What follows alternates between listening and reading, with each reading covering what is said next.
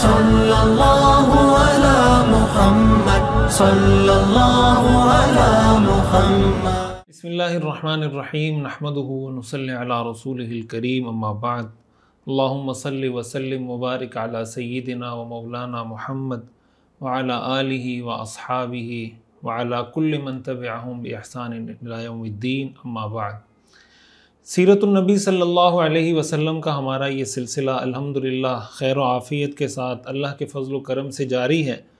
आज हमारा सीरत सीरीज़ का 10वां सबक है और आज के सबक में हम दो मौज़ूआत पे गुफ्तगू करेंगे। एक को कहा जाता है हर्बुल फ़िजार और दूसरे को कहा जाता है हिल्फुल फ़ुज़ूल। हर्बुल फ़िजार और हिल्फुल फ़ुज़ूल, इसकी तफसील इंशाअल्लाह आपके सामने आ जाएगी कि हर्बुल फ़िजार क्या चीज़ है और हिल्फुल फ़ुज़ूल क्या चीज़ है। लेकिन सीरत का दर्स सुनने से पहले एक बात का मैं दोबारा एक तकरार कर लूँ, रिपीटिशन कर लूँ, याद दहानी करवा दूँ कि सीरत का दर्स सुनने से पहले, सीरत का दर्स सुनने के दौरान जहाँ जहाँ हुज़ूर अलैहिस्सलातु वस्सलाम का ज़िक्र आए तो दुरूद शरीफ का बहुत ज़्यादा एहतमाम किया करें। इसकी बरकत से इंशाअल्लाह ये सीरत समझने में भी आसानी होगी और अल्लाह ताला की ज़ात से उम्मीद है कि इसकी बरकत से अल्लाह ताला अमल की तौफ़ीक भी दे देंगे।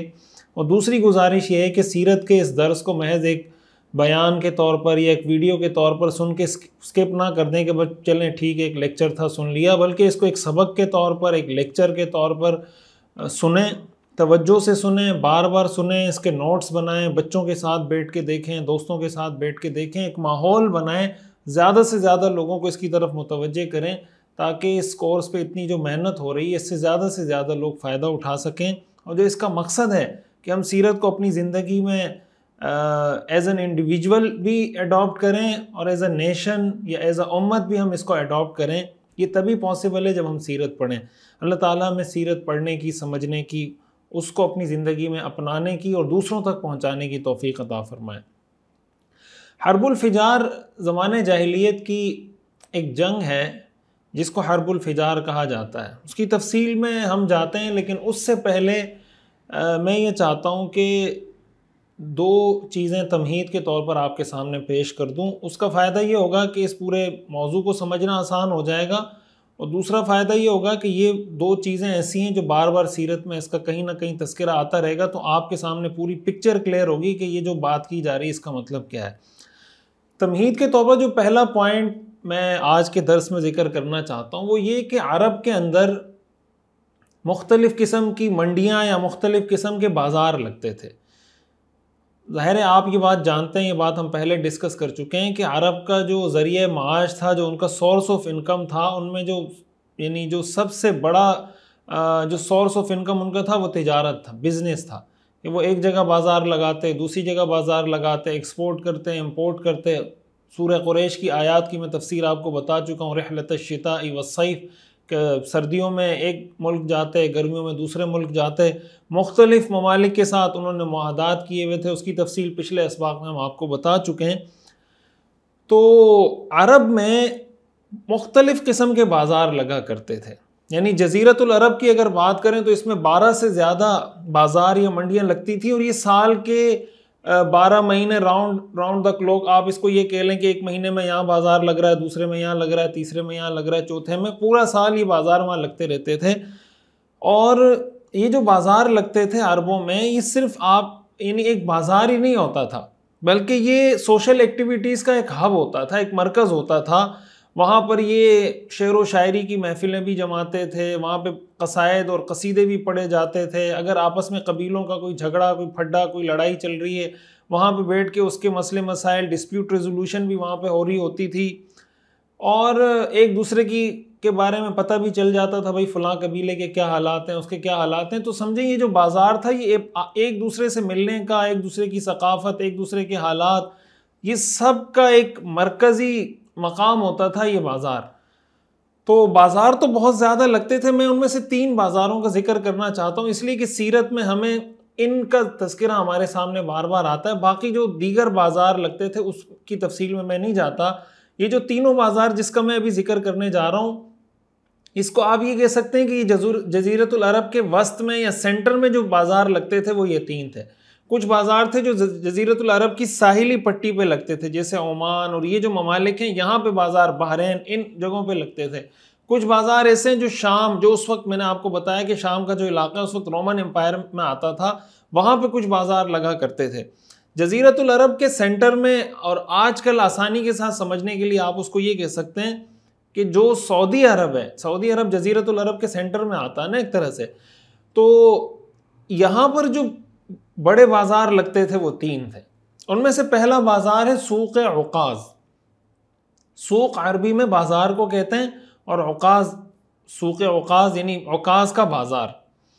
और उकाज़ इसको इसलिए भी कहा जाता है, जिसे मैं आपको पहले बता चुका हूँ कि ये जो बाज़ार था उकाज़ का, ये महज एक बाज़ार या मार्केट नहीं होती थी, बल्कि मंडी नहीं होती थी, बल्कि पूरा एक मेला होता था। उसमें मुख्तलिफ़ किस्म की एक्टिविटीज़ होती थी, उसमें बड़े बड़े शुआरा आते थे, वो अपने अशार पेश करते थे, फिर उसके जवाब में अशार पढ़े जाते थे, फिर वो अशार पूरे अरब में फैल जाते थे कि भाई फ़लाँ उकाज़ के बाज़ार में फ़लाँ शायर ने ये शेर व शायरी की। इसी तरह उनके मसले मसाइल वहाँ बैठ के हल होते थे। बहुत सारे मसाइल के लिए एक सेंटर की हैसियत उकाज़ के बाज़ार को हासिल थी।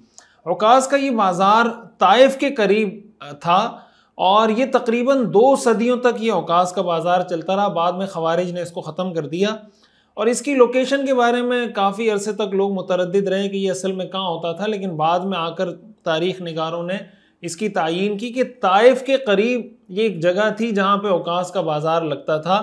और सऊदी गवर्नमेंट ने ये किया है कि आज इसी नाम से वहाँ आप ये कह लें कि एक सियाहती मकाम बना लिया है, और वहाँ पे सूक़ उकाज़ के नाम से एक मार्केट कह लें या पूरा एक सियाहती जगह बना ली है, जहाँ पर मार्केट भी हैं, बाज़ार भी हैं। वहाँ पे इसी तरह की जो सोशल एक्टिविटीज़ वहाँ होती थी, उस तरह की एक्टिविटीज़ सारी सऊदी गवर्नमेंट ने कोशिश की कि यहाँ पर अब भी हों।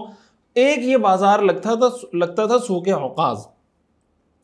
दूसरा बाज़ार लगता था, उसका नाम था सूक़ मिजन्ना। ये लिखा हुआ आपके सामने आ जाएगा, सूक़ मिजन्ना।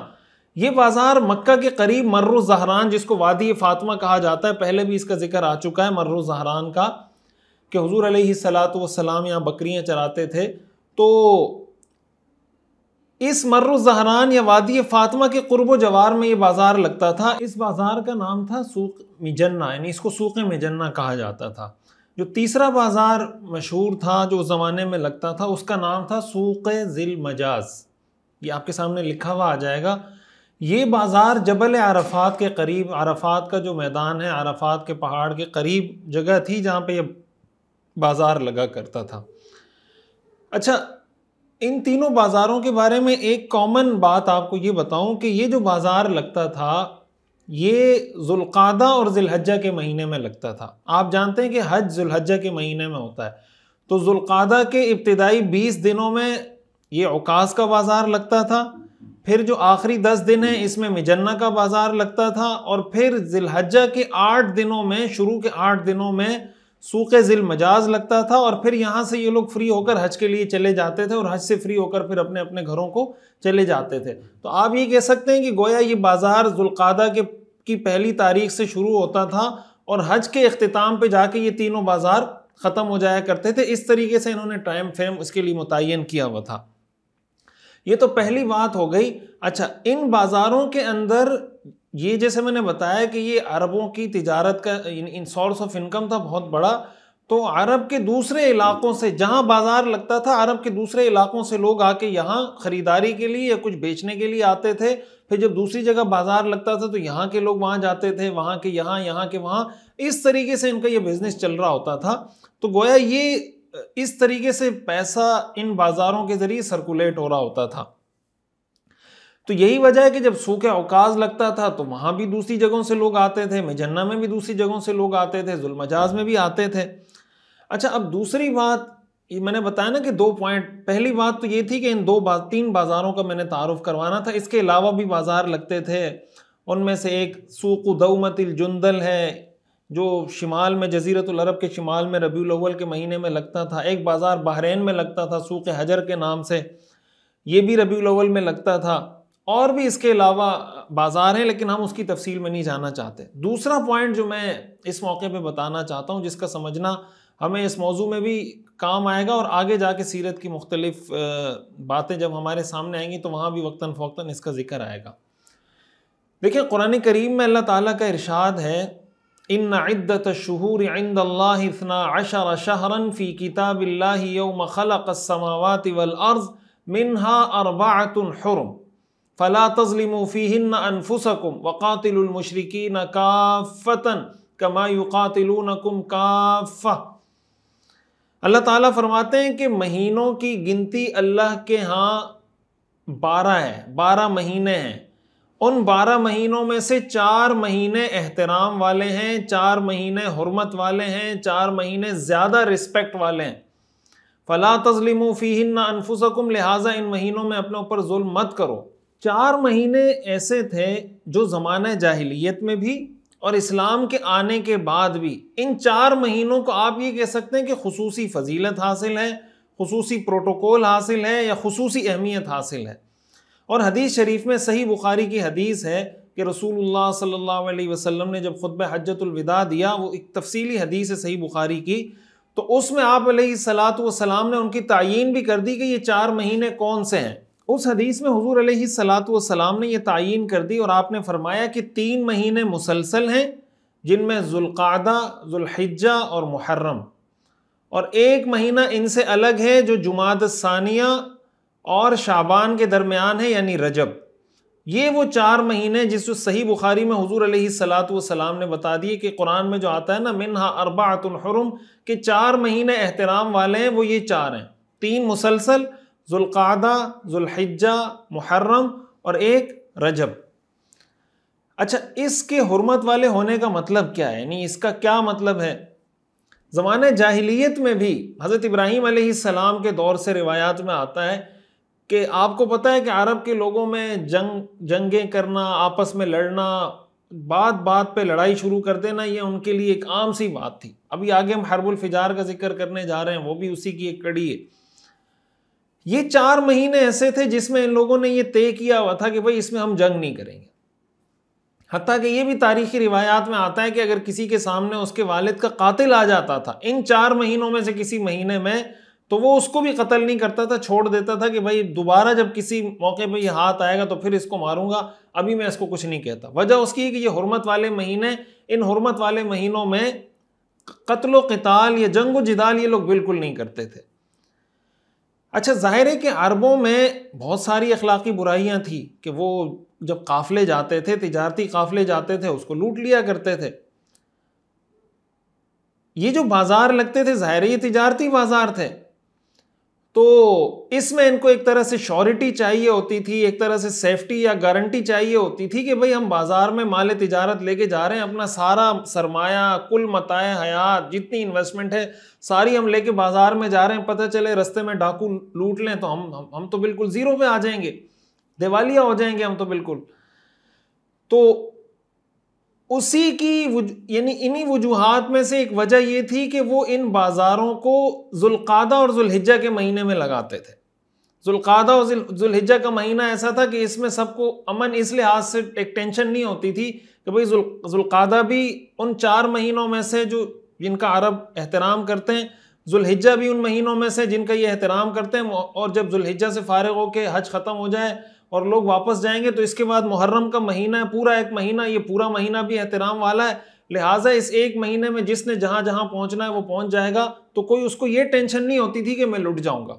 तो ये जो बाज़ार इस अरसे में लगते थे या इस ड्यूरेशन में लगते थे ज़ुल्क़ादा ज़ुल्हिज्जा में, उसके अंदर एक हिकमत ये भी थी। तो हुर्मत के महीनों का जिक्र कुरान करीम के अंदर अल्लाह ताला ने फरमाया, हदीस के अंदर हुजूर अलैहिस्सलातु वस्सलाम ने इसका जिक्र किया। इसके बारे में मैं कुछ तफसील बाद में जिक्र करूंगा हर्बुल फिजार के बाद, लेकिन ये तमहीद के तौर पर इसलिए जिक्र किया ताकि हर्बुल फिजार को जब हम समझने जा रहे हैं तो उसकी हमें समझ में आ जाए कि हर्बुल फिजार का पस मंज़र क्या है, ये किस कॉन्टेक्स्ट के अंदर ये सारी बात हो रही है। अच्छा, फिर ये होता था कि जब मिसाल के तौर पर सूक़ औकाज़ है, यहाँ पे कोई किसी ने इस बाज़ार में दूसरे, मिसाल के तौर पर इराक़ से किसी तिजारती काफ़िले ने आना है, हीरा से कोई तिजारती काफ़िला आता है, एक बाज़ार वहाँ भी लगता था। तो अब ज़ाहिर है कि जिस रास्ते से उसने गुज़रना होता था, उनको ये भी डर होता था कि भाई मिसाल के तौर पर सूक़ औकाज़ में या इन इलाक़ों में तो हमें कोई मसला नहीं होगा, लेकिन हमारा ये काफ़िला जिस रास्ते से गुज़रेगा तो उनको रास्ते की सेफ्टी भी चाहिए होती थी कि भाई हम एक सेफ जोन से गुजरें, एक तिजारती हमारे पास एक ऐसा कॉरिडोर हो या एक ऐसा रास्ता हो कि जहाँ से हमारे तिजारती काफिले सहूलत से आ जा सकें। उसके लिए वो ये करते थे कि या तो किसी कबीले के सरदार से बात कर लेते थे कि भाई मैं आपको अपने ये जो पूरा तिजारती काफिला है इसकी आप मुझे श्योरिटी दें, गारंटी दें, सेफ्टी दें, जिसको आप आजकल की इस्तिलाह में परमिट कह लें कि आप मुझे परमिट दे दें और उसका मैं आपको इतना पे कर दूंगा, लेकिन मुझे ये श्योरिटी चाहिए कि सूखे औकाज में मेरा काफिला सही सलामत पहुंच जाए, उसको कोई लूटे नहीं। इसके लिए वो मुख्तलिफ लोगों को हायर करते थे, मुख्तलिफ लोगों की खिदमात हासिल करते थे मुख्तलिफ बाज़ारों के अंदर जाने के लिए। ये जो हर्बुल फिजार की हम बात करते हैं, इसका पस मंज़र भी कुछ इस तरह है। इसकी तफसील में जाने से पहले मैं आपको इसका बता दूं कि हर्बुल फिजार को हर्बुल फिजार क्यों कहा जाता है। देखिए, हर्ब अरबी में जंग को कहते हैं और फिजार अरबी में नाफरमानी को, गुनाह को, जिसको हम कहते हैं ना फासिक फाजिर, ये फाजिर फिजार से ही निकला है, फजूर से निकला है। तो हर्बुल फिजार का मतलब है गुनाह वाली जंग या नाफरमानी वाली जंग। इस हर्ब को, इस जंग को हर्बुल फिजार इसलिए कहा जाता है कि ये जंग बाज़ रिवायात से मालूम होता है कि ये इन 4 महीनों में से किसी महीने में लड़ी गई थी, जो 4 महीने काबिल एहतराम थे उस वक्त भी और आज भी इस्लाम की नज़र में वो 4 महीने काबिल एहतराम हैं। और ख़ुद अरब इस बात को जानते थे और समझते थे कि ये जो मतलब वो जंग तो उनकी वैसे भी गलत, उमूमन यानी नाजायज़ ही जंग कर रहे होते थे, या जंग बाज़ औक़ात यानी हमेशा ऐसा नहीं कि वो गलत ही जंग लड़ रहे होते थे, लेकिन बाज़ औक़ात हद से ज़्यादा जंग में आगे बढ़ जाया करते। यानी कोई मसला है, किसी ने कत्ल किया तो क़िसासन किसी को कत्ल कर दिया तो समझ में आता है, लेकिन वो एक ना ख़त्म होने वाला सिलसिला शुरू हो जाता था। तो जब ये जंग लड़ी गई ना, तो अरबों ने खुद इसका नाम रख दिया हर्बुल फिजार के भाई ये गुनाह वाली और नाफरमानी वाली जंग है, इसलिए कि अशहुर हुरुम की हमने बेहुरमती की है, हमें इन महीनों में ये जंग लड़नी नहीं चाहिए थी। और सीरत के अंदर इसके जिक्र करने का मकसद ये है कि बाज़ रिवायात से ये मालूम होता है कि हुज़ूर अलैहिस्सलातु वस्सलाम ने अपनी 16 साल की उम्र में, बाज़ रिवायात में आता है कि आपकी उम्र 20 साल थी, उस वक्त आपने इस जंग में शिरकत की थी। बाद से मालूम होता है कि आपने शिरकत नहीं की थी, उसकी तफसील की तरफ मैं आता हूँ, लेकिन हम यहाँ सीरत में उसको इसलिए जिक्र कर रहे हैं ताकि ये बात हम क्लियर कर सकें कि आया हुजूर ने इसमें शिरकत की थी या नहीं की थी, और ये वाक़या क्या था, क्यों पेश आया था, इसका पस मंज़र क्या था और इससे हमें सीखने को क्या मिलता है। ज़ाहिर सीरत की अक्सर किताबों में आपको इसका जिक्र मिलेगा, तो इसलिए उसको तफसील से समझना और समझाना मेरे ख्याल से सीरत का एक अहम हिस्सा है, इसलिए हम उसकी थोड़ी तफसील की तरफ जा रहे हैं। अच्छा, हर्बुल फिजार के पस मंज़र की तरफ हम बढ़ते हैं कि हर्बुल फिजार का वाक़या पेश कैसे आया। देखें, हर्बुल फिजार का जो वाक़या पेश आया है, बुनियादी तौर पर ये जो जंग हुई है, ये कबीला कुरैश और कबीला हवाज़िन, इन दोनों के दरमियान हुई है। अच्छा, कबीला कुरैश की सपोर्ट में किनाना का कबीला था जो कुरैश के साथ था कि भाई हम तुम्हारे हक़ में लड़ेंगे, और कबीला जो हवाज़िन के लोग थे इनकी सपोर्ट में कैस के लोग थे कि भाई कैस के लोगों ने कहा कैस व ऐलान के हम आपकी सपोर्ट में लड़ेंगे। तो आप ये कह सकते हैं कि एक तरफ कबीला कुरैश और किनाना था और दूसरी तरफ जो जंग लड़ रहे थे वो हवाज़िन और कैस, यानी इन दो कबीलों के साथ एक किस्म की जंग थी। ये जंग हुई किस तरह, इसका जो पस मंज़र तारीख़ की किताबों में लिखा है, ज़ाहिर है ये तारीख़ी वाक़या है, कोई मतलब ज़रूरी नहीं कि ये सही हो, लेकिन तारीख़ी रिवायात के अंदर ज़ाहिर है हर तरह की वाक़यात मौजूद हैं, लेकिन जो वाक़या तारीख़ की किताबों में लिखा है वो वाक़या मैं आपके सामने पेश कर रहा हूँ कि क्या लिखा है। इराक़ में एक जगह है हीरा, वहाँ का बादशाह था, उसका नाम था नुअमान बिन मुंज़िर। तो औकाज़ का जो बाज़ार लगता था वो भी सूक़ औकाज़ के अंदर अपना तिजारती काफ़िला भेजा करता था, और ज़ाहिर है कि उसको श्योरिटी चाहिए होती थी, गारंटी चाहिए होती थी कि सेफ़ तरीके से मेरा काफ़िला सूक़ औकाज़ पहुँच जाए। उसने एक दफ़ा मजलिस में बैठा हुआ था, ये औकाज़ के बाज़ार के दिन करीब आ रहे थे, उसने लोगों को कहा कि भाई मैं अपना तिजारती काफ़िला भेजना चाहता हूँ, कोई है अगर मुझे गारंटी दे दे, श्योरिटी दे दे सेफ्टी की कि भाई मेरे काफ़िले को सही सलामत सूक़ औकाज़ तक पहुँचा दे। उसके पास 2 लोग बैठे हुए थे, एक शख्स कबीला किनाना का था और एक शख्स कबीला कैस का था। कबीला किनाना का जो शख्स बैठा हुआ था उसका नाम था बर्राज़ बिन कैस, और कबीला कैस का जो बंदा बैठा हुआ था उसका नाम था उरवा बिन उतबा अर्रहाल। रहाल अरबी में कहते हैं बहुत ज़्यादा सफ़र करने वाले को। नौमान बिन मुंजिर ने जब ये सवाल किया कि भाई कौन मुझे इसका परमिट दे सकता है या ये सहूलत मुझे दे सकता है, मैं उसको पे करूंगा कि भाई आप मुझे सेफ्टी दें, आप मेरे काफिले को पहुंचाएं, जो आपकी डिमांड होगी वो मैं पूरी कर दूंगा। इस पर बर्राज बिन किनाना ने कहा, बर्राज बिन कैस ने कहा कि भाई कबीला किनाना से इसको सेफ तरीके से गुजारने की मैं आपको गारंटी देता हूँ कि हमारे कबीले से ये सेफ तरीके से गुजर जाएगा, इसकी मैं आपको श्योरिटी देता हूँ।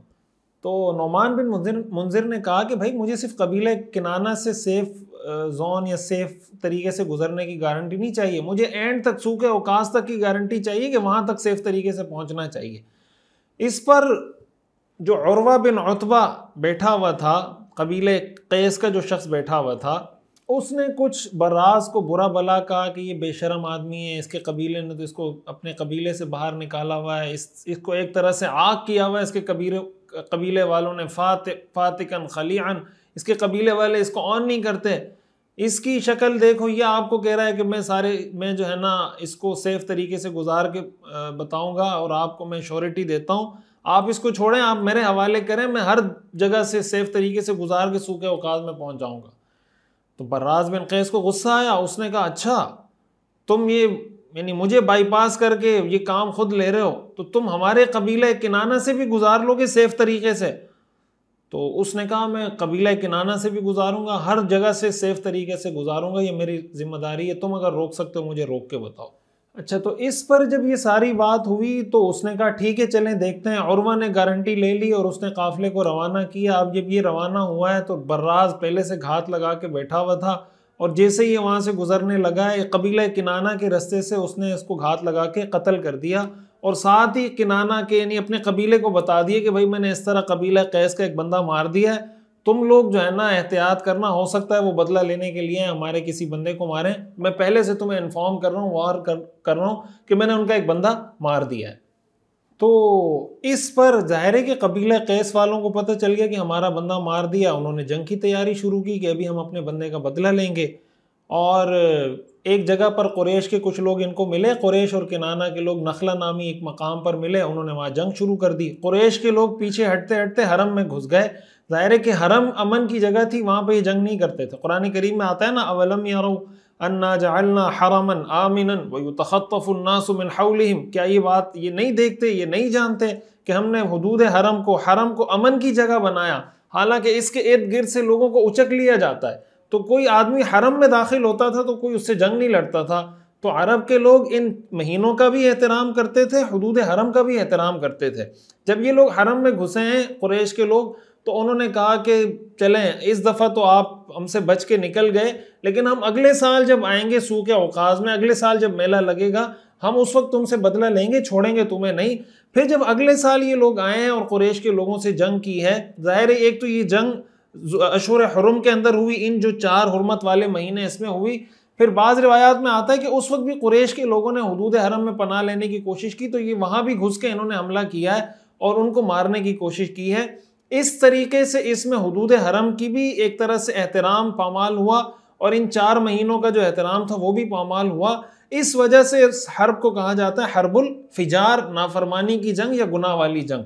और बिलाखिर अगर इसका इख्तिताम बताऊं तो इख्तिताम इस पे हुआ कि भाई हम ये गिनते हैं कि किसके कितने लोग कत्ल हुए हैं, तो जिसके ज़्यादा लोग कत्ल हुए होंगे उसको हम दियत दे देंगे और इस तरीके से हम सुलह सफाई कर लेंगे। जब शुमार किए गया तो कैस के लोग ज़्यादा कत्ल हुए थे, कुरैश के लोगों ने उनको दियत दी और ये जंग ख़त्म हो गई।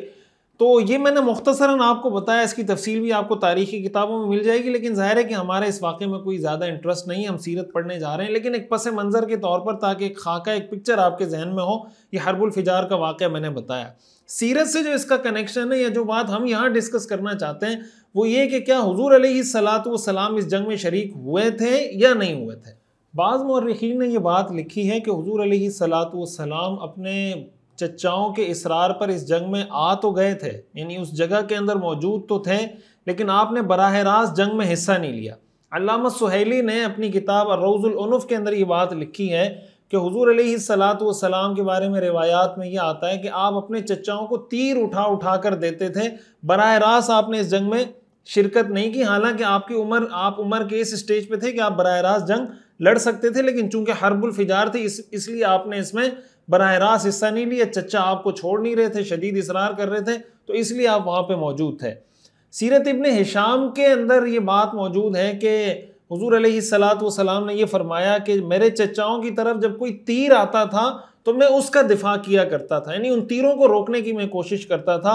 और उस वक्त मेरी उम्र 14 या आप सल्लल्लाहु अलैहि वसल्लम की उम्र उस वक्त 14 या 15 साल थी। बाज़ रिवायात से मालूम होता है कि आपकी उम्र उस वक्त 20 साल थी। तो इन रिवायात से ये पता चलता है, सीरत इब्ने हिशाम की इस रिवायत से, कि हुजूर अलैहिस्सलाम ने हर्बुल फिजार में शिरकत की, लेकिन बराह रास्त जंग में हिस्सा नहीं लिया। बस इस हद तक कि या तीर उठा के देते थे या इस हद तक के जो तीर चचाओं की तरफ आते थे उसका आप दिफा किया करते थे। बहुत से सीरत निगार ऐसे हैं जिन्होंने ये लिखा है, ये कहा है कि हुजूर अलैहिस्सलाम का इस जंग में शिरकत करना साबित नहीं है, और उसकी उन्होंने वजूहात भी बताई हैं। पहली वजह ये कि इब्ने इसहाक ने इस वाक़े को नकल किया है, लेकिन ज़ाहिर है कि उन्होंने ये वाक़े अब सनद के बगैर नकल किया है, इसकी कोई सनद या कोई चेन तो जिक्र नहीं की। अल्लामा ज़हाबी ने यही वाक़या अपनी तारीख़ की किताब के अंदर जिक्र किया और इब्ने इसहाक का हवाला दे के नकल किया है कि भाई इस इब्ने इसहाक ने ये वाक़या नकल किया, इसलिए मैं अपनी तारीख़ी किताब में इस वाक़े को लिख रहा हूँ।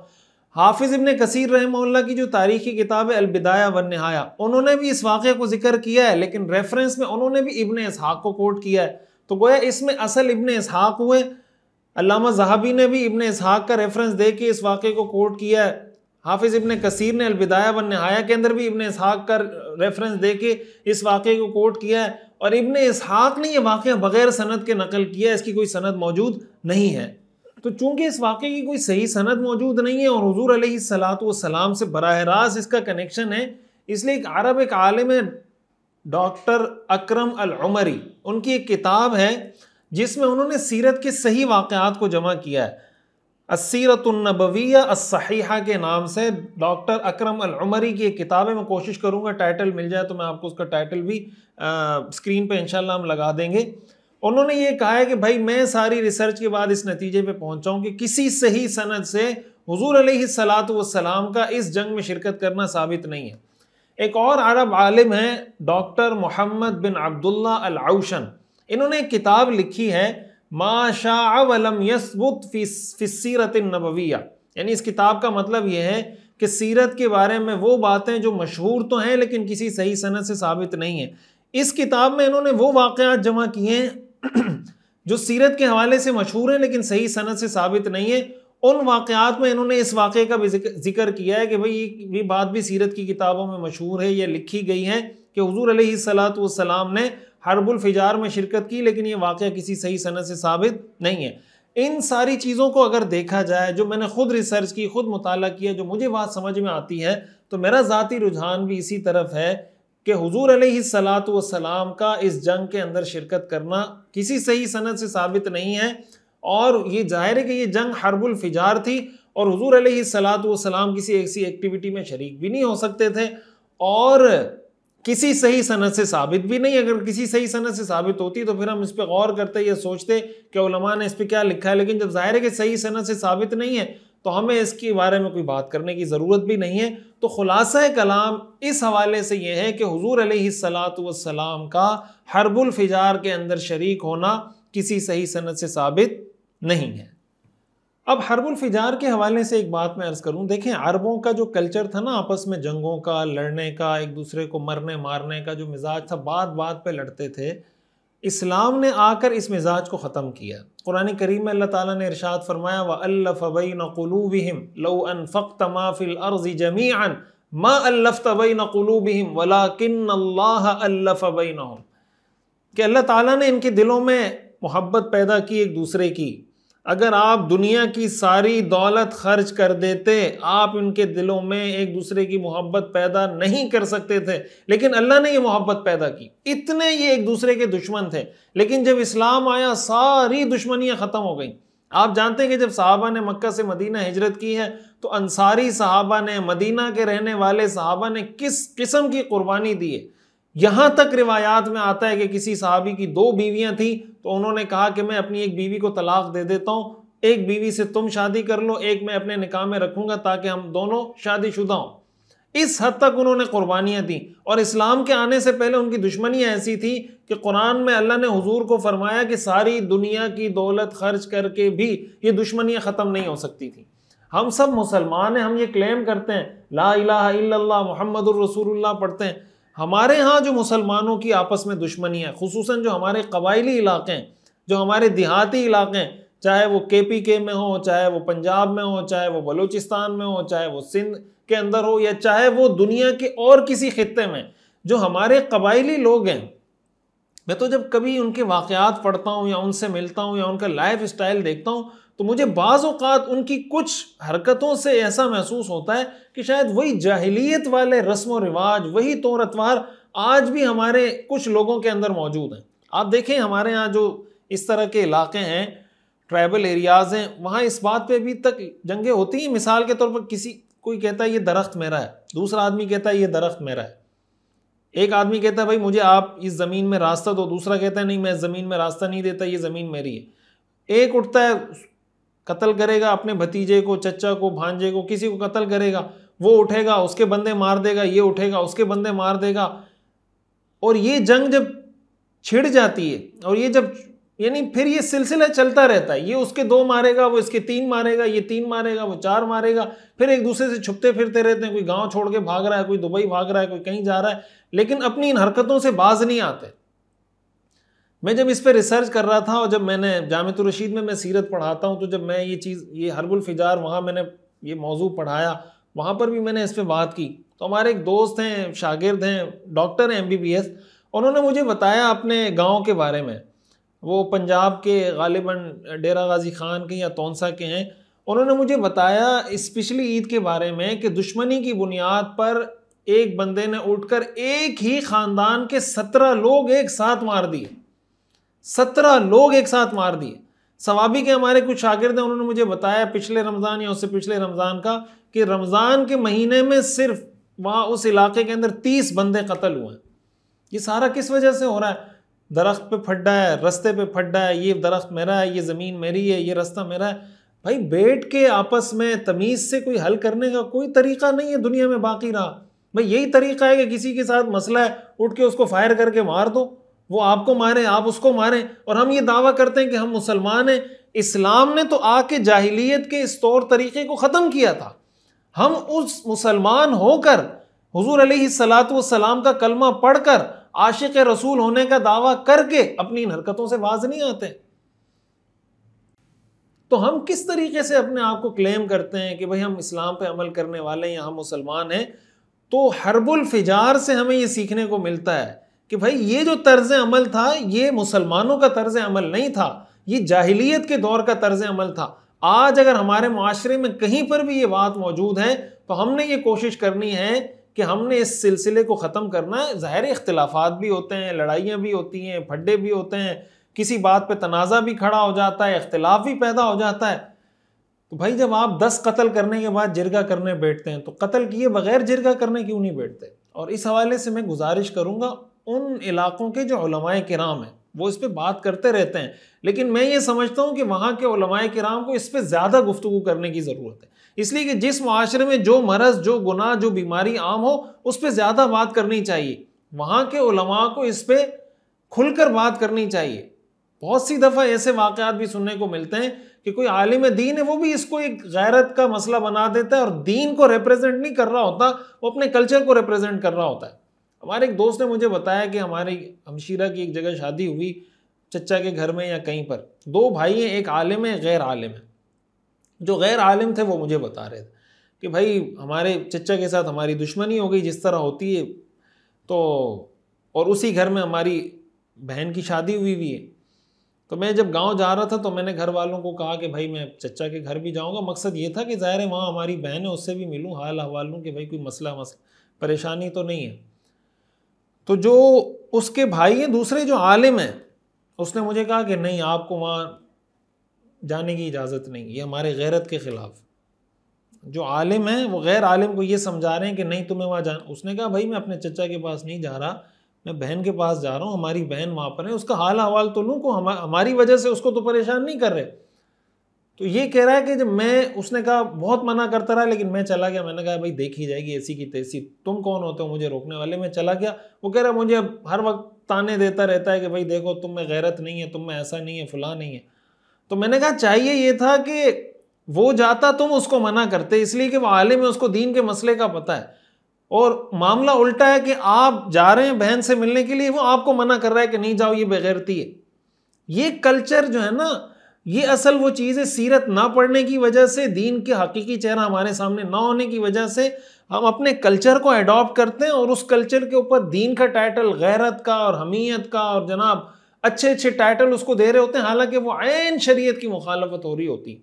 तो हर्बुल फिजार से एक चीज़, ये बात हमारे जहन में आनी चाहिए, ये ज़माने जाहिलियत की जंगें थी, ये इस्लाम के दौर की जंगें नहीं है। अगर मुसलमान होने के बाद भी ये जंगें इस तरह की किसी जगह पे लड़ी जा रही हैं, इस तरह कत्लो क़िताल हो रहा है, उनको इससे तौबा करना चाहिए, अल्लाह के दरबार में माफ़ी मांगनी चाहिए, इसलिए कि इस्लाम इसको ख़त्म करने के लिए आया था। इस तरह की हरकतें करने वाले दर हकीकत अमलन इस्लाम के साथ दुश्मनी निभा रहे हैं, इस्लाम के साथ दुश्मनी का तासुर दे रहे हैं कि हम इस्लाम के इस हुक्म को नहीं मानते। अल्लाह ताला हमें समझने और अमल करने की तौफीक अता फरमाए। अब इसी से मुताल्लिक़ एक बात मैं ये बता दूं कि ज़ाहिर 4 महीनों के बारे में जो मैंने आपको सबक के शुरू में बताया, एक सवाल ये पैदा होता है, ज़ाहिर इसका आगे जिक्र आएगा, तो मैं इसलिए अभी से ये चीज़ क्लियर कर रहा हूँ कि ये जो 4 महीने हैं, आया इनकी हुर्मत अभी भी बाकी है, इनका ये एहतराम अभी भी बाकी है या बाकी नहीं है। तो देखें, इसकी हुर्मत के 2 पहलू हैं। एक पहलू ये है कि इन महीनों के अंदर आप कोई नेक काम करेंगे तो उसका सवाब बढ़ जाएगा, इन महीनों में कोई गुनाह करेंगे तो गुनाह का वबाल वो भी बढ़ जाएगा, अजाब भी बढ़ जाएगा। एक तो इसके एहतराम का मतलब ये जो महीनों का ये एहतराम है, ये अब भी बाकी है। आप जानते हैं कि ये ज़ुल्क़ादा, ज़ुल्हिज्जा, मुहर्रम, रजब, इनके बारे में मुख्तलिफ अहादीस के अंदर मुख्तलिफ फ़ज़ाइल आते हैं। ज़िलहज्जा के जो इब्तिदाई 10 दिन हैं, कुरान करीम में आता है वल फज्र व लयालिन अश्र, तो ये जो 10 रातों का जिक्र है, मुफस्सिरीन ने लिखा है इससे ज़िलहज्जा की 10 रातें मुराद हैं। इन्हीं 10 दिनों के अंदर अरफा का रोज़ा आता है, अरफात आता है, हज के दिन आते हैं। और मुहर्रम के बारे में हदीस में आता है कि रमज़ान के बाद सबसे अफजल रोज़े शहरुल्लाहिल मुहर्रम, अल्लाह के महीने मुहर्रम के हैं। रजब के बारे में आपको पता है कि जब रजब का महीना आता था, हुजूर अलैहिस्सलातु वस्सलाम दुआ करते थे, अल्लाहुम्मा बारिक लना फ़ी रजब व शाबान व बल्लिगना रमज़ान, कि अल्लाह हमारे लिए रजब और शाबान को बरकत वाला बना और रमज़ान तक हमें पहुँचा। तो गोया रजब के महीने को रमज़ान का एक नुक्ता आगाज़, स्टार्टिंग पॉइंट समझा जाता है कि जब रजब का महीना आ गया, इसका मतलब रमज़ान की तैयारी शुरू कर दें। इस तरीके से इन महीनों के मुख्तलिफ फ़ज़ाइल हमें हदीस की किताबों में मिलते हैं। तो उलमा ने ये बात लिखी है, मुफस्सिरीन ने ये बात लिखी है कि इन महीनों में अगर कोई आदमी गुनाह करता है, उसका गुनाह आम किसी वक्त में गुनाह करने से बढ़कर है, और इन महीनों में अगर कोई नेकी का काम करता है तो उसमें नेकी के काम की फजीलत भी आम दिनों में कोई नेकी का काम करने से बढ़ जाती है। और उलमा ने लिखा है कि इन 4 महीनों को अल्लाह ताला ने ख़ास किया है। उसका एक वजह उसकी ये भी कि अगर एक आदमी ये कोशिश कर ले कि भाई इन 4 महीनों में मैंने अपने आप को गुनाह से बचाना है और जनाब मैंने किसी पे जुल्म नहीं करना, अपनी जान पे जुल्म नहीं करना, गुनाह नहीं करने, तो ये 4 महीने जब प्रैक्टिस करेगा, उसका फ़ायदा ये होगा कि बाकी जो महीने उनके अंदर भी वो गुनाहों से बच जाएगा। तो ये 4 महीने तो आते हैं, गुजर जाते हैं, हमें तो पता ही नहीं चलता।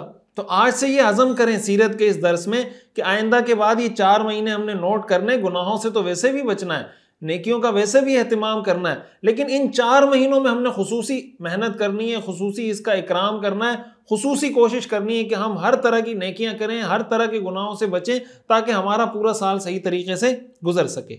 इसके एहतराम का एक दूसरा पहलू भी है।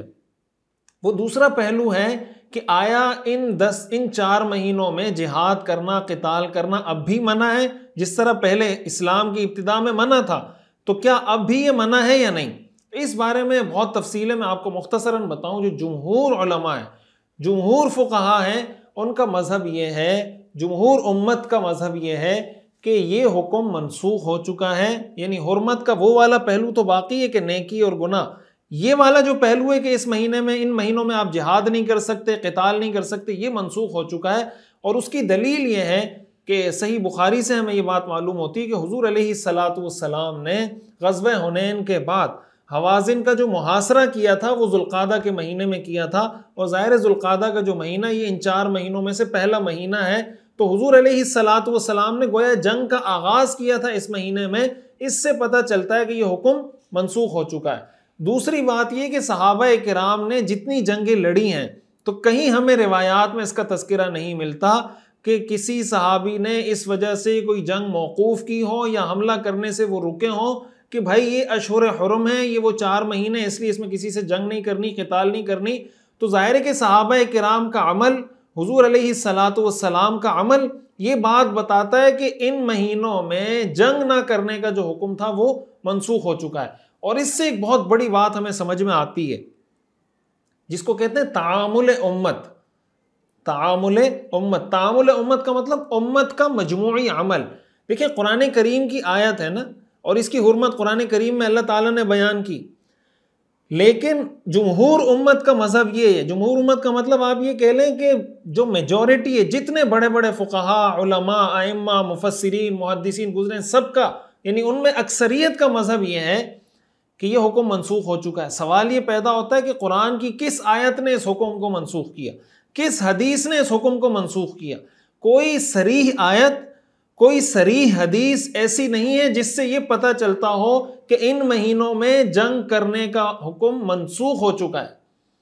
लेकिन उसके बावजूद पूरी उम्मत के जुमहूर फुक़हा, जुमहूर उलमा, मुफस्सिरीन का मज़हब यह है कि ये हुक्म मनसूख है। उसकी सबसे बड़ी दलील क्या है? तामुल उम्मत, यानी उम्मत जब मिन हैसुल मजमू एज अ होल किसी मसले को एडॉप्ट कर लेती है, किसी मसले को इख्तियार कर लेती है। हुजूर अलैहिस्सलातु वस्सलाम ने हवाज़िन का घेराव किया, मुहासरा किया, सहाबा ने इन महीनों में जंगें लड़ी। उसके बाद तारीख़ इस्लाम के अंदर जहाँ जहाँ मुसलमानों ने जंगें लड़ी हैं, फुतूहात की हैं, कहीं पर किसी आलिम की तरफ से इस पर कोई एतराज़ नहीं मिलता कि भाई ये अशहुर हुरम है, ये 4 हुर्मत वाले महीने, तुम इसमें क्यों हमला कर रहे हो, तुम्हें इन महीनों में हमला नहीं करना चाहिए। ओवरऑल इससे जो एक पिक्चर बनती है, ये दलील है, ये नासिख है कुरान करीम की उस आयत के लिए जिसके अंदर जंग करने को मना किया गया है। इससे आपको ये पता चल जाना चाहिए कि उम्मत का तामुल, जुमहूर उम्मत का किसी मसले पर तामुल, सहाबा का तामुल और जुमहूर उलमा का तामुल, ये कितनी बड़ी दलील है शरीयत की नज़र में। शरीयत की नज़र में इसकी कितनी बड़ी हैसियत है। आज हमारे यहाँ ये एक बहुत बड़ा मसला है कि शरीयत के आज भी बहुत सारे अहकाम ऐसे हैं जिनके जब आप दलील की तरफ जाएंगे तो दलील आपको मिलेगी तामुल उम्मत। मिसाल के तौर पर आप देखें, सफ़ा मरवा के अंदर आपको पता है जो सफ़ा मरवा के अंदर सब्ज़ लाइटें लगी हुई हैं, उसमें मर्द तेज़ दौड़ते हैं, औरत तेज़ नहीं दौड़ती।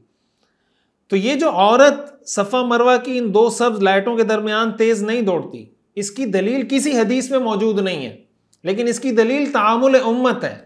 यानी उम्मत का हमेशा से यह अमल रहा है कि औरत इसके दरमियान तेज नहीं दौड़ेगी, मर्द तेज दौड़ेंगे।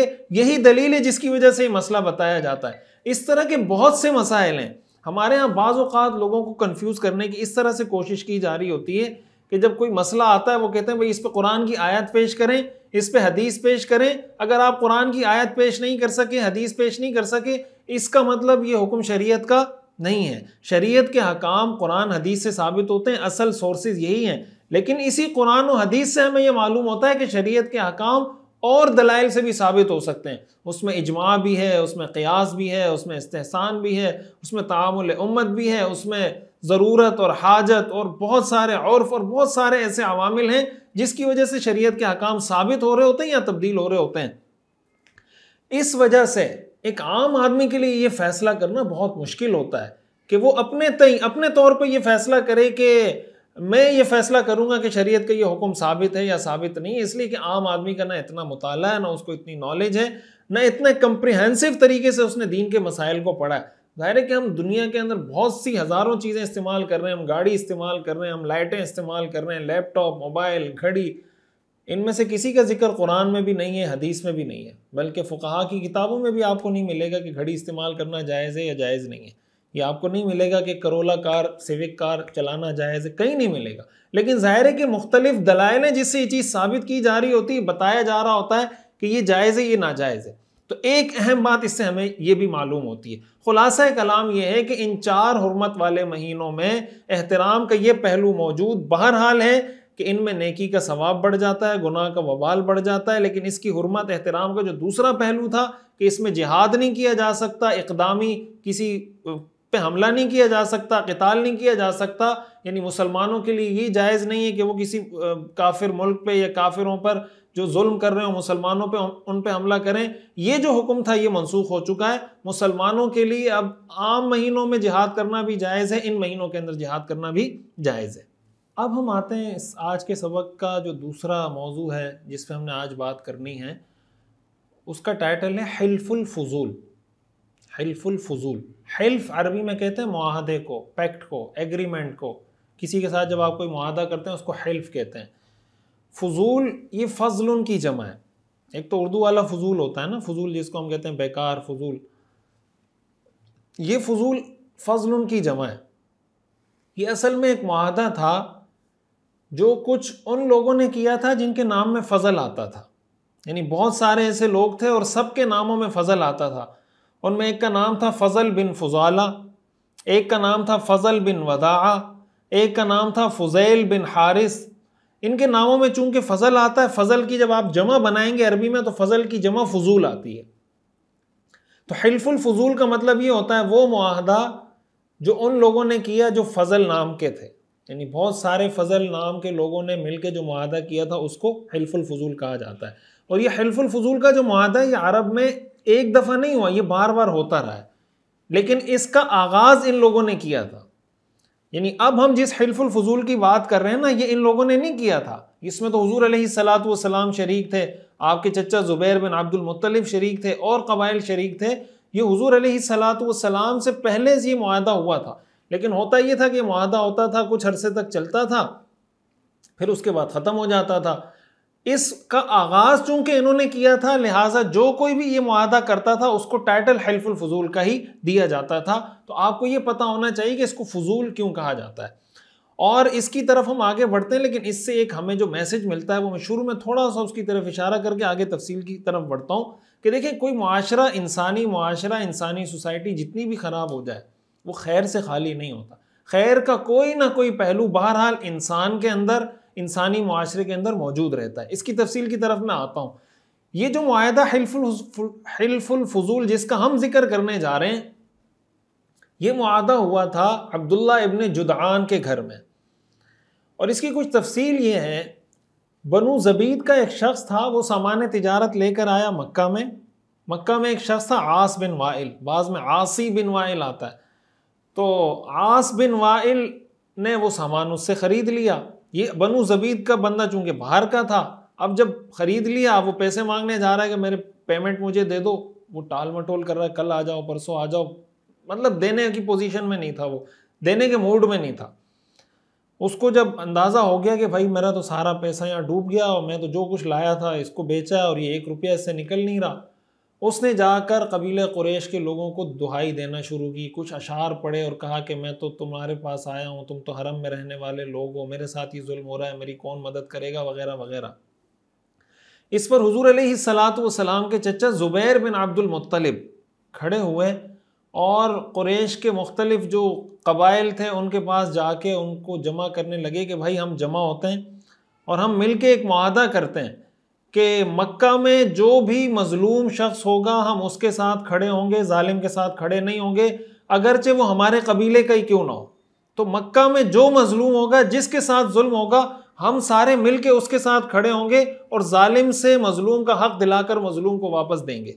इस पैक्ट के अंदर, इस मुआहदे के अंदर बनु हाशिम, बनुल मुत्तलिब, बनु असद बिन अब्दुल उज़्ज़ा, बनु ज़ुहरा बिन किलाब, बनु तैम बिन मुर्रा, इन सब कबाइल के सरबराहान जमा हुए और उन्होंने मुआहदा कर लिया कि भाई हमने ये मुआहदा करना है, ये वादा करना है एक दूसरे से कि हम मजलूम के साथ खड़े होंगे। हुजूर अलैहिस्सलातु वस्सलाम भी अपने चचाओं के साथ इस मुआहदे में शरीक हुए और आप अलैहिस्सलातु वस्सलाम भी इस मुआहदे का हिस्सा बने। जब ये मुआहदा हो गया, ये सब मिलकर आस बिन वाइल के पास गए और कहा कि हमने ये मुआहदा किया है, अगर तुम इसकी पेमेंट इसको नहीं करते, हम सब मिलकर तुम्हारे खिलाफ होंगे, तुमसे ये हक दिलवा के छोड़ेंगे। वो मजबूर हुआ और वो हक उसने वापस कर दिया। ये एक ऐसा वादा था जिसके बारे में सीरत की किताबों में आता है। सीरत इब्न हिशाम के अंदर ये रिवायत मौजूद है। रसूलुल्लाह सल्लल्लाहु अलैहि वसल्लम ने इरशाद फरमाया, लक़द शहिदतु मअ उमूमती हिल्फन फ़ी दार इब्न जुदआन मा उहिब्बु अन्न ली बिही हुमुरन नअम वलौ दुईतु बिही फिल इस्लाम ला अजबतु, कि मैं अपने चचाओं के साथ अब्दुल्लाह इब्न जुदआन के घर में एक ऐसे मुआहदे का हिस्सा रहा हूँ, एक ऐसे मुआहदे में शरीक हुआ हूँ कि मैं सुर्ख ऊँटों के बदले में भी कभी उससे पीछे ना हटूँ। यानी अगर कोई मुझे सुर्ख ऊँट उस ज़माने का सबसे मुअज़्ज़ज़, जैसे आज के दौर में आप कह लें पराडो किसी को दें, अगर मुझे कोई सुर्ख ऊँट दे तब भी मैं इस मुआहदे से पीछे नहीं हटूँगा। हत्ता के लौ दुईतु बिही फिल इस्लाम ला अजबतु, अगर इस्लाम के आ जाने के बाद आज भी मुझे कोई उस मुआहदे का हवाला देकर पुकारे मदद के लिए, मैं आज भी उसकी मदद के लिए पहुंचूंगा। अगर मुझे कोई ये कहे कि भाई आप उस मुआहदे में शरीक थे, मेरे साथ जुल्म हुआ है, आप मेरी मदद करें, तो उस मुआहदे की पासदारी करते हुए आज भी मैं उसकी मदद के लिए चला जाऊंगा। हुजूर अलैहिस्सलातु वस्सलाम ने ये इरशाद फरमाया। सीरत इब्न हिशाम के अंदर ये पूरा कौल मौजूद है। मुस्नद अहमद के अंदर जो रिवायत है उसके अंदर ये अगला हिस्सा नहीं है कि अगर मुझे इस्लाम आने के बाद इसके लिए बुलाया जाए तो मैं वहाँ हाजिर हो जाऊँगा, ये हिस्सा वहाँ पर नहीं है मुस्नद अहमद की रिवायत में। लेकिन सीरत इब्न हिशाम के अंदर ये पूरे अल्फाज इस तरीके से मौजूद हैं जो मैंने आपके सामने पढ़े। तो ये अल्फाज अगर मुस्नद अहमद की रिवायत में मौजूद नहीं हैं तो इससे कोई फ़र्क नहीं पड़ता। फ़र्क इसलिए नहीं पड़ता कि इस्लाम का मिजाज बहरहाल ज़ाहिर है कि इस्लाम का तो यही मिजाज है कि इस्लाम हमेशा मजलूम के साथ खड़ा होता है। आप जानते हैं कि आपको इस्लामी तारीख में कितने वाक़यात बेशुमार मिल जाएंगे। किसी मुसलमान और यहूदी का मसला आया, यहूदी के हक़ में फ़ैसला हो गया। किसी मुसलमान और ईसाई का मसला आया, ईसाई के हक़ में फ़ैसला हो गया। तो इसके बेशुमार वाक़यात आपको सहाबा के दौर में, ताबीन के दौर में, मुसलमान हुक्मरानों के दौर में बेतहाशा वाक़यात इसके मिलेंगे। तो इस्लाम तो हमें इस चीज़ का दर्ज देता है। कुरान करीम में, यानी इससे सरी बात क्या होगी, कुरान करीम में अल्लाह ताला ने इरशाद फरमाया, या अय्युहल्लज़ीना आमनू कूनू क़व्वामीन बिल क़िस्ति शुहदाअ लिल्लाह वलौ अला अनफुसिकुम अविल वालिदैन वल अक़रबीन, कि भाई तुम इंसाफ के साथ अल्लाह के लिए सीधी सीधी गवाही देने वाले बन जाओ, चाहे वो तुम्हारे अपने खिलाफ ही क्यों ना हो, तुम्हारे वालिदैन के खिलाफ क्यों ना हो, तुम्हारे रिश्तेदारों के खिलाफ क्यों ना हो, लेकिन इंसाफ के साथ खड़ा होना है, मजलूम के साथ खड़ा होना है, जालिम के साथ खड़ा नहीं होना। कुरान करीम में अल्लाह ताला ने दूसरे मकाम पर फरमाया, वला यजरिमन्नकुम शनआनु कौमिन अला अल्ला तअदिलु इअदिलु, किसी कौम का बुग़्ज़ तुम्हें इस जुर्म पर आमादा ना करे कि तुम ना इंसाफी शुरू कर दो। इअदिलु, इंसाफ का दामन पकड़ो, इंसाफ करो। हुवा अक़रबु लित्तक़वा, ये तक़वा के ज़्यादा करीब है। कुरान करीम में अल्लाह ताला ने इरशाद फरमाया, वतआवनु अलल बिर्रि वत्तक़वा, नेकी और तक़वा के कामों में एक दूसरे की मदद करो। वला तआवनु अलल इस्मि वल उद्वान, गुनाह और जुल्म और ज़्यादती के मामले में एक दूसरे की मदद मत करो। इन सारी रिवायात से, इन सारी आयात से ये बात वजाहत के साथ पता चल जाती है कि इस्लाम का मिजाज क्या है, मजलूम के साथ खड़ा होना है। और इससे हमें ये बात भी मालूम होती है कि आज इस्लाम को जो ताना दिया जाता है, इस्लाम को जो इल्ज़ाम दिया जाता है दहशतगर्दी का, और मुख्तलिफ़ किस्म के जो ताने या इल्ज़ामात इस्लाम के ऊपर लगाए जाते हैं, उसकी हकीकत कितनी है। इस्लाम हमेशा मजलूम के साथ खड़ा होता है। वेस्ट जो हमें इंसानियत का, ह्यूमनिज़म का, इक्वलिटी का, फ्रीडम का दर्स देता है, आप ज़रा उसकी प्रैक्टिस देखें। और तारीख़ इस्लाम के अंदर हुज़ूर अलैहिस्सलातु वस्सलाम, सहाबा किराम रिज़वानुल्लाहि अलैहिम अजमाइन, मुसलमान फ़ातीन, उनकी प्रैक्टिस देखें। आज जो फ़लस्तीन की सूरत हाल है, जो गज़ा की सूरत हाल है, आप उसको देख लें। पिछली 1 सदी के अंदर कितने करोड़ लोग इन्हीं सेकुलर कंट्रीज़ ने कत्ल किए हैं। आप ज़रा जाके गूगल करें कि पिछली 1 सेंचुरी के अंदर कितने इंसानों का कत्ल किया गया है। उससे आपको पता चल जाएगा कि असल ह्यूमैनिटी का, इंसानियत का दर्स इस्लाम देता है या ये वेस्टर्न कंट्रीज़ हमें देती हैं। उनका जो ह्यूमनिज़म का कॉन्सेप्ट है वो इस्लाम के ह्यूमनिज़म के कॉन्सेप्ट से बिल्कुल कंट्रडिक्शन में है, वो बिल्कुल एक दूसरे के खिलाफ है। इस्लाम का इंसानियत का तसव्वुर कुछ है, वेस्ट का इंसानियत का तसव्वुर कुछ है। इस पर मेरा पूरा एक तफसीली लेक्चर मौजूद है, मैं कोशिश करूंगा उसका लिंक मैं डिस्क्रिप्शन में या कमेंट में दे दूं। आप सुनना चाहें तो उसको आप सुन सकते हैं। बहरहाल आप इस वक्त वेस्ट का जो आप कह लें डबल स्टैंडर्ड, 2 रुखी, डबल चेहरा आप देखना चाहें तो फ़लस्तीन की सूरत हाल से वाज़े हो रहा है कि कौन किसके साथ खड़ा है।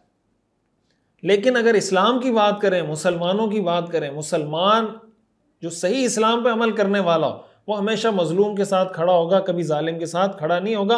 अगर जालिम मुसलमान हो तो उसके खिलाफ भी खड़ा होगा, और जालिम काफिर हो तो उसके खिलाफ भी खड़ा होगा। यही असल इस्लाम का दर्स है, और हिल्फुल फजूल से भी हमें ये सीखने को मिलता है।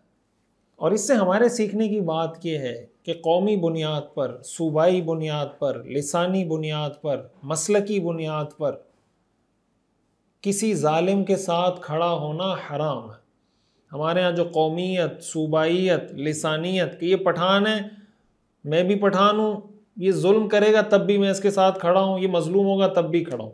मैं बलोच हूँ, ये भी बलोच है, ये अगर जुल्म करेगा तब भी मैं इसके साथ खड़ा हूँ। मैं पंजाबी हूँ, ये भी पंजाबी है, ये जुल्म करेगा तब भी मैं इसके साथ खड़ा हूँ। मैं सिंधी हूँ, ये भी सिंधी है, ये जुल्म करेगा तब भी मैं इसके साथ खड़ा हूँ। मैं देवबंदी हूँ, ये देवबंदी है, ये गलत बात करेगा तब भी मैं सपोर्ट करूँगा। मैं बरेलवी हूँ, ये बरेलवी है, ये गलत बात भी करेगा तब भी मैं इसको सपोर्ट करूँगा। मैं अहले हदीस हूँ, ये भी अहले हदीस है, ये गलत बात ही क्यों ना कर रहा हो, गलत दलील ही क्यों ना दे रहा हूँ, मैं कहूँगा हाँ ये ठीक कह रहा है। मैं इस खानखा का हूँ, वो उस खानखा का है, मैंने उस खानखा को बुरा कहना है चाहे वो सही क्यों ना हो। मैं इस सियासी पार्टी का हूँ, वो उस सियासी पार्टी का है। मैं पीटीआई का हूँ, वो नून लीग का है, मैंने नून लीग वाले को गलत ही कहना है चाहे वो सही बात ही क्यों ना कर रहा हो। मैं नून लीग का हूँ, वो पीटीआई का है, तो पीटीआई वाले को गलत ही कहना है चाहे वो सही बात ही क्यों ना कर रहा हो। ये जो हमारे यहाँ एक सिस्टम बन चुका है, आप मुझे बताएं सीरत की रोशनी में, कुरान करीम की इन आयात की रोशनी में, क्या ये इस्लाम का मिजाज है, क्या ये सीरत का मिजाज है? हम में सियासी शुऊर उस वक्त पैदा होगा जब हम सही को सही, गलत को गलत, जालिम को जालिम, मजलूम को मजलूम कहना सीख जाएंगे। खैर किसी एक पार्टी के अंदर जमा नहीं हो सकती कि एक पार्टी खैर ही खैर है, दूसरी पार्टी शर ही शर है। 100% बुरा काफिर भी नहीं होता, तो जब 100% बुरा काफिर नहीं होता, मुसलमान 100% बुरा कैसे हो जाएगा? कुरान करीम में अल्लाह ताला ने इसका जिक्र किया है, मिन अहलिल किताबी मन इन तअमनहु बिकिंतारिन युअद्दिही इलैक व मिनहुम मन इन तअमनहु बिदीनारिन ला युअद्दिही इलैक इल्ला मा दुमत अलैहि काइमा। अहले किताब में कुछ लोग ऐसे हैं जिनको आप बहुत ज्यादा माल और दौलत अमानत के तौर पर रखवाएं, जब वक्त आएगा फौरन आपको रिटर्न कर देंगे। और कुछ ऐसे हैं कि अगर एक दीनार भी उनके पास अमानत रखवा दिया तो जब तक सर पे खड़े ना हो जाए वापस नहीं करेगा। इसका मतलब काफिरों में भी, अहले किताब में भी अच्छे बुरे लोग होते हैं। तो जब काफिरों में अच्छे बुरे लोग होते हैं, हम ये कैसे फर्ज कर लेते हैं कि ये बुरा ही बुरा है मुसलमान होने के बावजूद? हमारे उस्ताद मोहतरम मुफ्ती महमूद अशरफ साहब रहमतुल्लाह अलैह फरमाया करते थे कि देखें अल्लाह ताला ने 3 मखलूक़ात पैदा की हैं ना, इंसान, फरिश्ते और जिन्नात। फरिश्ते खैर ही खैर है, शैतान शर ही शर है। फरिश्तों से गुनाह नहीं होता, शैतान से कोई खैर का काम नहीं होता। फरिश्ते खैर ही खैर, शैतान शर ही शर। इंसान से कभी खैर का काम होता है, कभी शर का काम होता है। फिर फरमाया करते थे कि मौलाना जब आप किसी की तारीफ़ करने लगते हैं तो आप उसको फरिश्ता बना देते हैं, और जब किसी पे तनकीद करने लगते हैं उसको शैतान बना देते हैं। इंसान न फरिश्ता होता है, इंसान न शैतान होता है, इंसान इंसान होता है। इंसान न फरिश्ता होता है, इंसान न शैतान होता है, इंसान इंसान होता है। खुदा के लिए अपने सियासी लीडरों को और अपने मुखालिफ सियासी लीडर को, एक को फरिश्ता दूसरे को शैतान ना बनाए। अपनी सियासी पार्टी को फरिश्ता, दूसरे की सियासी पार्टी को शैतान ना बनाए। ये जो हमारे यहाँ मसलकी, कौमियत, सूबाइयत, लिसानियत, पार्टी की बुनियाद पर हक व बातिल के फैसले होते हैं, आप मुझे बताएं सीरत की रोशनी में क्या ये तर्ज अमल ठीक है? अगर ठीक नहीं है तो सबसे पहले हमने खुद अज़म करना है आज के दर्स में कि आइंदा के बाद मैंने सही को सही, गलत को, ये हिल्फुल फजूल का दर्स है, मैंने जालिम की मदद नहीं करनी, मजलूम के हाथ को मजबूत करना है। हदीस में आता है उनसुर अखा का जालिमन औ मजलूमन, अपने भाई की मदद करो चाहे जालिम हो मजलूम हो। साहबा ने फरमाया मजलूम की मदद करना तो समझ में आता है, जालिम की मदद कैसे करें? आपने फरमाया जालिम का हाथ पकड़कर उसको जुल्म से रोक कर उसकी मदद करो। इसलिए कि अगर आप जालिम को जुल्म से रोकेंगे वो जहन्नम में जाने से बच जाएगा। तो ये सीरत का दर्स है, और ये सीरत का दर्स हमने उठ के खुद अमल नहीं करना, सिर्फ इसको आम करना है, उसको फैलाना है। बहुत बड़ी एक आफत, मुसीबत हमारे यहाँ आई है कि इस तरह के किसी मौजू पे बात करें, हमारे यहाँ बाज़ लोग उसको भी पॉलिटिसाइज कर देते हैं। उसको भी सियासत का रंग दे देते हैं कि ये असल में फलां को सपोर्ट करना चाह रहा है, फलां को सपोर्ट करना चाह रहा है। भाई ये प्योर कुरान का और सीरत का और हदीस का दर्स है, इसको हमने अपनाना है। और आखिरी बात आज के दर्स की है कि आज के दौर में इंटरनेशनल लेवल पर फिर से हिल्फुल फजूल की ज़रूरत है। देखिए, अक़वाम मुत्तहिदा यूनाइटेड नेशन बनी हुई है, लेकिन उसके अंदर जो वीटो पावर 5 मुल्कों को दिया हुआ है, तो आप मुझे बताएं कि क्या सारे मुल्क यूनाइटेड नेशन के कहीं पे जुल्म हो रहा है उसको रुकवा सकते हैं? वो मजलूम के साथ खड़े होकर भी कोई फ़ायदा उसको नहीं पहुंचा सकते। इस वक्त गज़ा की सूरत हाल आप देख लें कि गज़ा में जो सूरत हाल जारी है, सारी दुनिया के ममालिक चाह कर भी कुछ नहीं कर पा रहे। इस वक्त ज़रूरत इस बात की, देखें गज़ा के अंदर, फ़लस्तीन के अंदर जेनेवा कन्वेंशन की ख़िलाफ़ वर्जी हो रही है, अक़वाम मुत्तहिदा की करारदादों की ख़िलाफ़ वर्जी हो रही है, बुनियादी इंसानी हुकूक की ख़िलाफ़ वर्जी हो रही है। हर तरह के दुनिया के कवानीन को पाँव तले रौंदा जा रहा है। कोई उसके ख़िलाफ़ बात करने वाला, हमें कोई ऐसा पावरफुल बंदा जो इसको रुकवा सके मजलूम के साथ खड़े होकर, हमें ऐसा कोई नहीं मिल रहा। इस वक्त मुसलमानों को, मुसलमान हुक्मरानों को, हम सबको इस बात की कोशिश करनी चाहिए कि हम इस बात की तरफ बढ़ें कि हम दोबारा से आलमी सतह पर एक हिल्फुल फजूल करें। ये अक़वाम मुत्तहिदा भी समझे हिल्फुल फजूल की एक शक्ल थी, लेकिन ये नाकाम हो गया। इस वक्त ज़रूर आप देखें, साउथ अफ्रीका ने जाकर उनके खिलाफ केस दायर किया और आलमी अदालत ने उनके खिलाफ फैसला दिया। इस वक्त ज़रूरत है कि मुसलमान ममालिक सारी दुनिया के उन ममालिक के साथ कोई ऐसी ऑर्गेनाइजेशन बनाएं, कोई ऐसा पैक्ट करें, कोई ऐसा मुआहदा करें जिसमें वो मिलकर, चाहे वो मुस्लिम मुल्क है, चाहे वो सेकुलर मुल्क है, चाहे वो गैर मुस्लिम मुल्क है, इस एक 1 पॉइंट एजेंडा पर वो मुत्तफिक हो जाएं कि हम ये मुआहदा करते हैं कि हम जालिम के खिलाफ और मजलूम के साथ खड़े होंगे। जहां कहीं दुनिया में जुल्म होगा हम उसके खिलाफ आवाज़ उठाएंगे और उसको रोकने की कोशिश करेंगे। इस तरह की कोई ऑर्गेनाइजेशन, इस तरह का कोई इदारा, इस तरह का कोई पैक्ट, इस तरह का कोई मुआहदा जो हिल्फुल फजूल, हुजूर अलैहिस्सलातु वस्सलाम जिसका हिस्सा बने थे, हम हुजूर के उम्मती हैं और आज इंसानियत को इस हिल्फुल फजूल की जितनी ज़रूरत है, शायद इससे पहले इतनी ज़रूरत नहीं थी। हम में से हर शख्स को चाहिए अपने महल्ले की सतह पर भी, अपने शहर की सतह पर भी, अपने सूबे की सतह पर भी, मुल्क की सतह पर भी और इंटरनेशनल सतह पर भी हिल्फुल फजूल जैसे मुआहदात करने की कोशिश करें। और उसमें किसी किस्म का मसलकी, कौमी, सूबाई, लिसानी तासुब नहीं होना चाहिए। हमारे यहाँ तो मसला ये कि हर चीज़ में ये तासुबात, मसलकी, कौमी, ये तासुबात आ जाते हैं। जब आप किसी बड़े मकसद के लिए जमा होते हैं तो आप उस कॉमन ग्राउंड पे बात कर रहे होते हैं, बाकी चीज़ों पे आप बात नहीं कर रहे होते। हिल्फुल फजूल से हमें ये दर्स मिलता है कि हमने इसके लिए कोशिश करनी है, हर सतह पर इसके लिए आवाज़ उठानी है और हमने इसका हिस्सा बनना है। अल्लाह ताला हमें समझने की और अमल करने की तौफीक अता फरमाए।